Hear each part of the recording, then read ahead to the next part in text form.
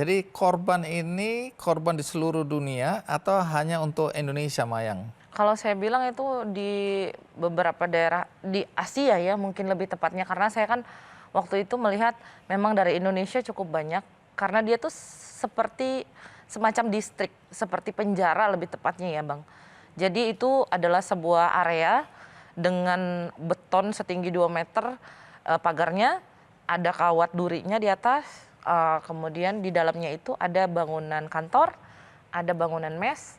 Kantornya terdiri dari 5 lantai dengan berbagai macam perusahaan, jadi nggak cuma satu. Itu jauh dari keramaian umum atau? Itu cukup dekat sama pemukiman, cuman dia memang tertutup sekali. Jadi nggak semua orang bisa masuk ke Nggak semua. situ? Nggak semua.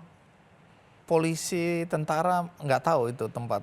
Atau sudah dibayar oleh mereka? Setahu saya mereka itu yang jaga di situ adalah tentara-tentara pemberontak. Oke. Dari tentara, kan ada tentara junta ya.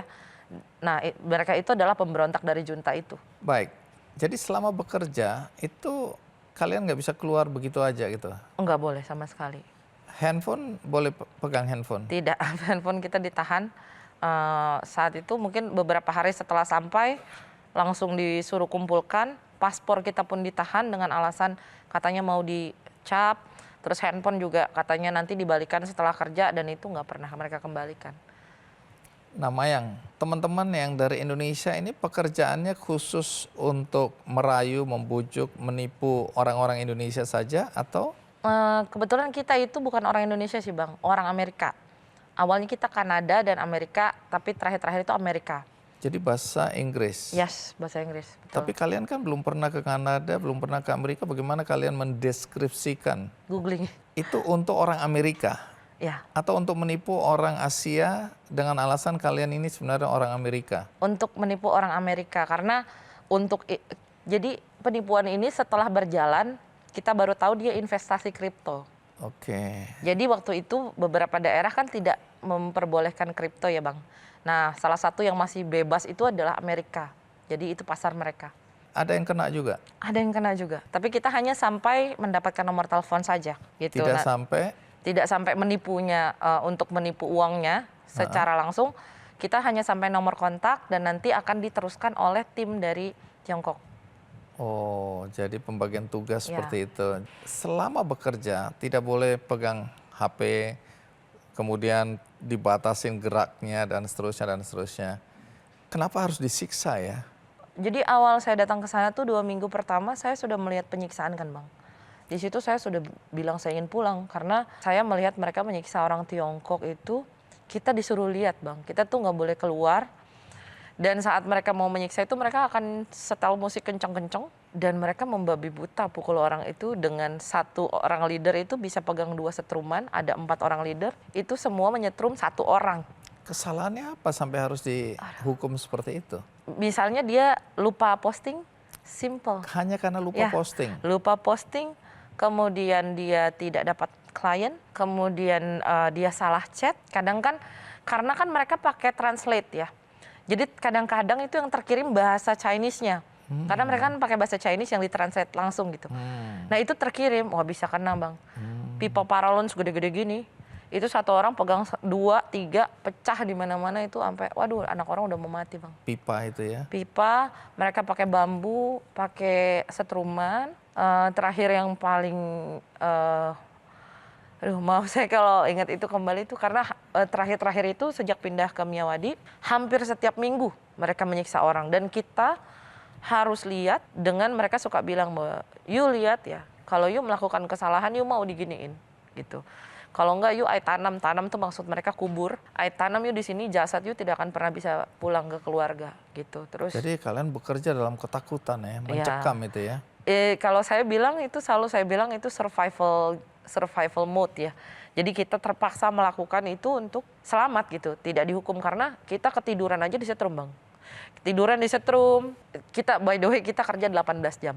Dari jam berapa sampai jam berapa? Jam 8 malam sampai jam 2 siang. Menyesuaikan Amerika ini ya? Iya, jam 8 malam sampai jam 2 siang itu belum sama kalau kita kena hukuman fisik. Jadi jam 2 setelah kita kerja, kalau kita nggak dapat klien atau grup Indonesia tidak dapat lebih dari 10 atau 15 itu kita semua turun. Mereka akan hukum kita. Fisik itu antara yang cowok-cowok biasa disuruh lari keliling lapangan, kemudian push up 300 kali. Hitungannya udah bukan puluhan, Bang. Ratus di sana. Squat jam 400 kali. Plank itu bisa 20 menit. Kemudian itu sikap sempurna yang kayak tentara yang kepala di semen gitu, itu bisa sampai 15 menit. Dan itu tanpa jeda, tidak pakai istirahat. Sampai teman-teman kita, mungkin ada fotonya itu teman kita ada yang pernah kolaps juga beberapa orang sampai masuk rumah sakit itu karena kejang-kejang, sudah nggak sanggup kan, sampai keluar buih di mulutnya. Dibawa ke rumah sakit, Bang, dibawa ke rumah sakit, tapi ya tetap itu biaya dibebankan sama kita semua, dihutangin. Oh, bayarannya dibayar atau tidak? Tidak, kita dikasbonin. Kalau Mayang sendiri selama bekerja di sana nggak dapat apa-apa? Nggak dapat apa-apa. Lalu terjadi pemberontakan. Ya. Apa yang terjadi? Kok kalian berani berontak? Jadi kita waktu itu sudah sepakat bulan Januari untuk minta bantuan dari pemerintah Indonesia. Dengan semua akses yang terbatas itu, kita cuma punya 3 handphone yang saat itu dimiliki teman kita. Tapi kan kita nggak bisa akses sembarangan karena kalau sampai ketahuan itu bisa mati, Bang, yang ketahuan nyimpan HP. Nah, 3 handphone itu disembunyikan, diselundupkan. Disembunyikan. Jadi beberapa orang ada yang bawa handphone 2.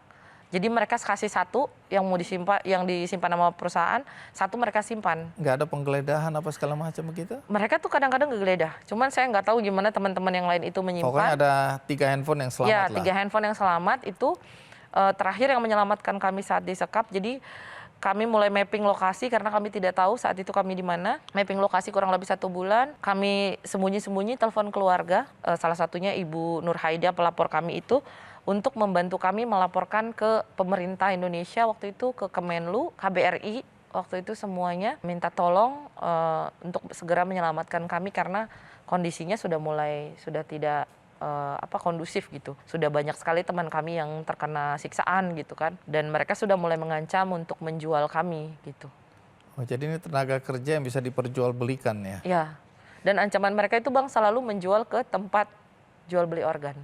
Ya. Tapi pemberontakan itu bagaimana? Jadi karena ada salah satu teman kita yang mau dijual, kita sudah memang ngomong kalau sampai ada salah satu dari antara kita yang dijual, kita berontak gitu. Selama kalian nggak takut? Kok bisa berani ya? Nggak tahu sih, Bang, karena kita udah nggak tahan mungkin ya. Udah sangat-sangat, kita tuh sebenarnya udah banyak yang mau berontak dari sejak awal, cuman kita menunggu proses dari Indonesia kan cukup mungkin banyak regulasi dan segala macam. Kita tetap berkomunikasi selama Januari, Februari, Maret itu. Nah, kita mulai memberontak itu kan April. April itu akhir pas Lebaran, karena teman kita mau dijual, kita memutuskan kompak kita tidak mau bekerja lagi. Gitu. Terus apa yang terjadi? Ya, mereka datang, kemudian mereka bertanya kenapa tidak mau kerja. Kami katakan kami tidak mau bekerja sebagai penipu, kami mau pulang gitu.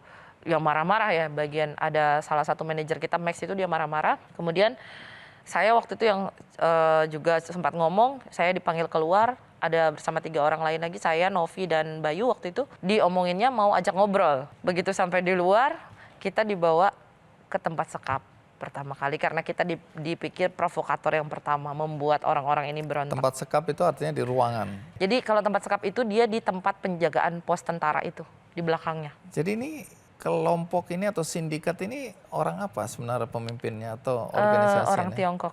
Dari Tiongkok? Cina daratan ya. Singkat kata, video kalian yang minta-minta tolong nangis-nangis itu sampai di Indonesia. Ya. Bagaimana caranya hari itu?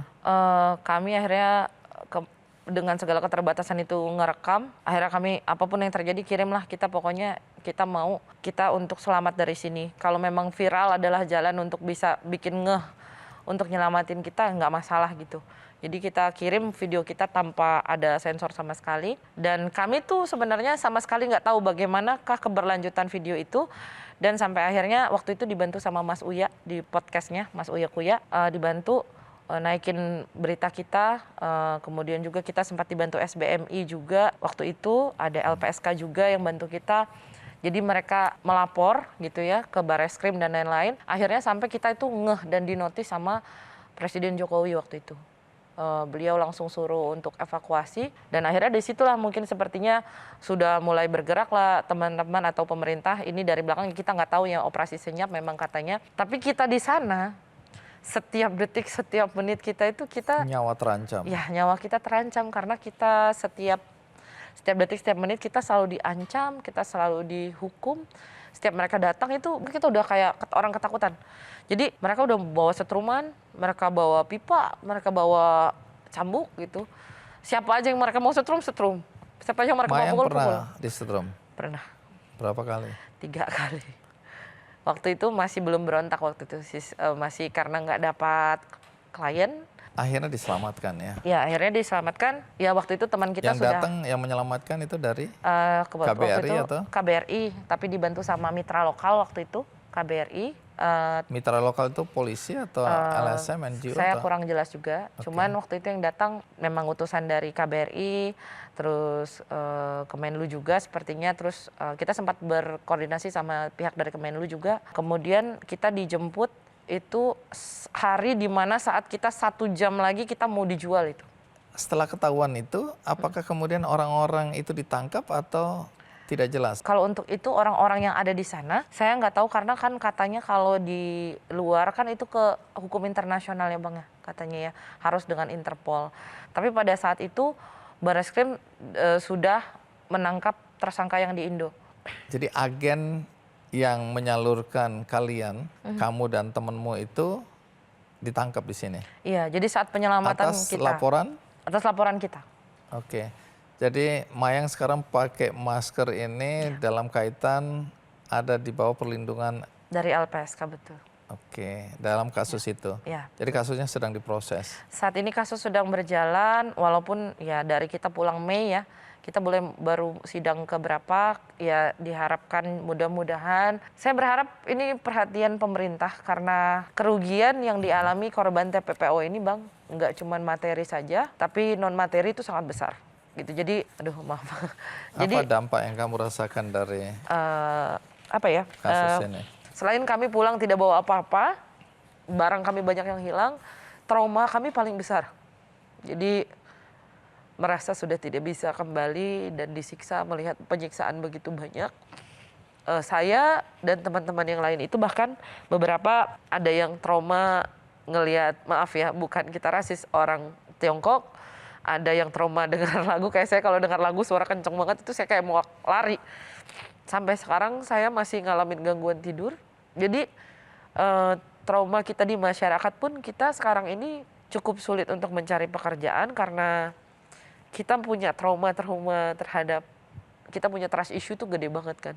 Habis ditipu dengan hampir mati lah ibaratnya, mungkin dan tidak kembali. Ya mungkin bisa jadi perhatian gitu untuk pemerintah bahwa ternyata nih masih banyak loh orang-orang yang tertipu, yang justru bukan dari orang lain gitu ya. Maksudnya kadang-kadang dari orang terdekat yang mungkin dia juga nggak tahu gitu dia ditipu. Dan yang paling penting pasca kami diselamatkan, kami sangat butuh keadilan untuk mendapatkan hak kami kembali. Kalau boleh menambahkan Bang, karena kita juga sedang dalam proses hukum ini, sebenarnya kan kita didampingi oleh salah satu pengacara namanya Bang Martin Simanjuntak. Beliau bahkan bilang banyak kasus TPPO yang akhirnya hilang begitu saja. Menguap saja gitu. Jadi saya harap ini bisa jadi perhatian juga untuk semua lapisan masyarakat dan juga pemerintah gitu ya. Walaupun ya memang saya juga berterima kasih banyak nih buat pemerintah Indonesia dan mewakili teman-teman yang lain, Barreskrim luar biasa sekali, Kemenlu, KBRI Thailand, KBRI Yangon juga luar biasa sekali gitu.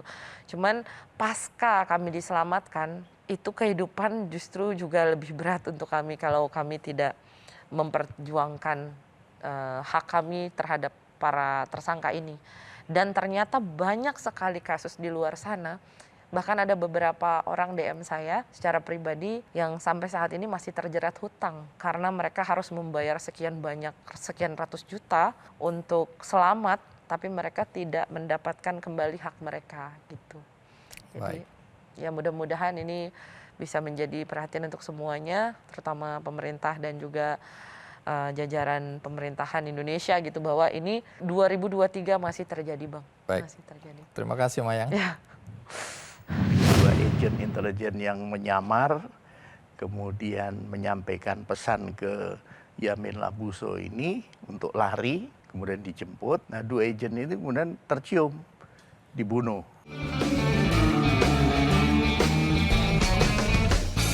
Jelajahi cara baru mendapatkan informasi. Download Metro TV Extend sekarang.